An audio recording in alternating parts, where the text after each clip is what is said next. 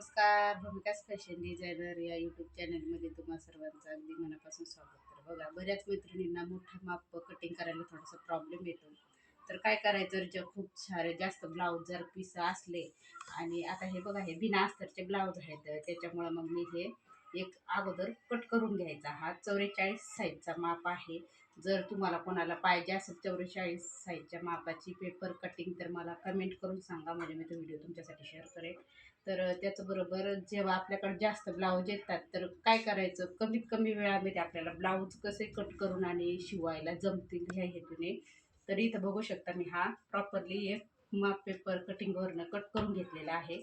आणि त्याच्यानंतर मी हे बघा, एवढे ब्लाऊज ठेवले, 3-3 ब्लाऊज ठेवून मी आता इथं कट करून घेणार आहे, म्हणजे माझा तेवढाच वेळ वाचेल.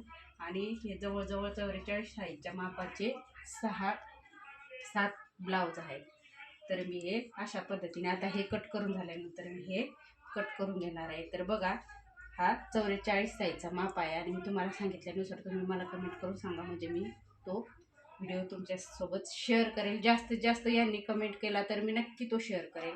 पण मग सध्या कसा सीझनचा टाईम असल्यामुळे माझ्याकडे खूप सारे ब्लाऊज झाले, तर वेळ कमी असल्यामुळं मग मी ब्लाऊज कटिंग तुम्हाला नक्की दाखवेल. तर बघा, माझा व्हिडिओ कसा वाटला मला कमेंट करून नक्की सांगा. व्हिडिओला नवीन असेल तर लाईक, शेअर आणि सबस्क्राईब करा.